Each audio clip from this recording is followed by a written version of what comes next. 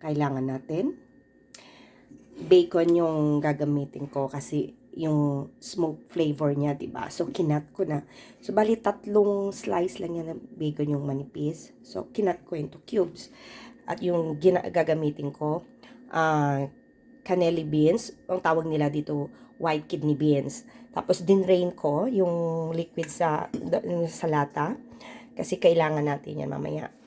Siyempre, yung tomato sauce. Wala akong molasses. So, gagamitin ko lang brown sugar. Tapos, white vinegar. Bali, 2 tablespoon of vinegar. Yung sugar, brown sugar, 2 to 3 tablespoon. Pero, hindi ko binibigla. Kasi kung ayaw nyo ng sobrang tamis, at least ma-adjust nyo, diba? So, wag biglain yung molasses or brown sugar. Depende sa panlasa nyo kung gusto nyo matamis or medyo naghalong tamis at asim. At wala akong mustard powder ang gagamitin ko dito. So, pwede po siya. So, of course, kailangan natin ng onions. So, magsusutay tayo ngayon yung onions. Halina, samahan niyo ko. So, malambot na guys yung ating sibuyas. At kailangan caramelize siya ng konti. Ilagay na natin yung bacon. Lulutuan natin for 1 minute.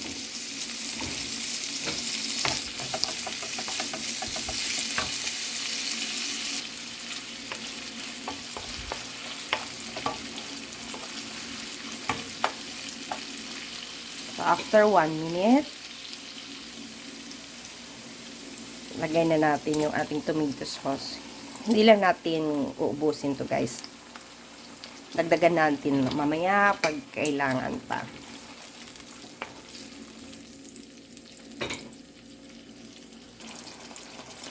Ilagay na rin natin yung ating vinegar at saka yung liquid dun sa white kidney beans na nasa lata kanina. Dinrain natin.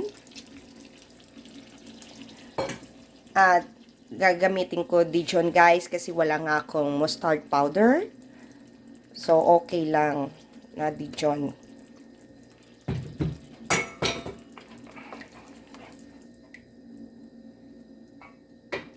So, papakuluan natin ito. Takpan natin.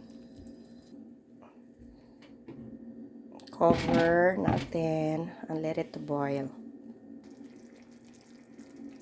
Pag it started to dry up, guys, pwede mo dagdagan ng water habang pinapakuluan natin yung ating bacon.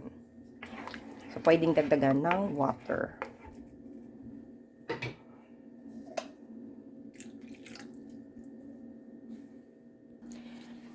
Yung ginamit natin, guys, na kidney beans, white kidney beans or cannelli beans. So, ito ay luto na. So, madali na lang lutuin yung pork and beans, diba? Pinapalambot na natin yung bacon. So, yun yung mga 30 minutes mo siyang pakuluan. Kasi ito, luto na siya eh. So, madali na lang.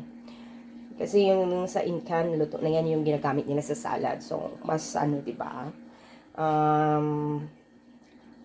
Yung time mo, maiksi lang na time consume sa pagluluto, diba? Kasi kung bibili ka talaga ng hilaw nitong matagal, ipe-pressure cooker mo pa. So, mas maganda bibilhin yung nasa lata na luto na, di ba? Di ba? Nakaka-save ka ng time mo, di ba? Pwede na natin ngayon ang ilagay ang ating brown sugar or molasses, guys. Pero wala akong molasses. So, brown sugar. Okay. And then, yung beans po natin. White kidney beans. Haluin. So, ito, guys, papakuluan natin ulit. Lulutuin natin. Cover natin ulit for another 10 minutes. Tingnan na natin guys ang ating pork and beans. After 10 minutes, so ready na po ang ating pork and beans. So, lagyan natin ng salt. Salt to taste. Lagyan ko lang konti.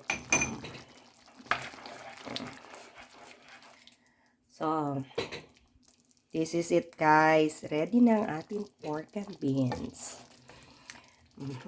Nasa inyo kung gusto nyo matamis or naghalong asim o tamis. Sa akin, gusto ko naglalaban yung asim at tamis.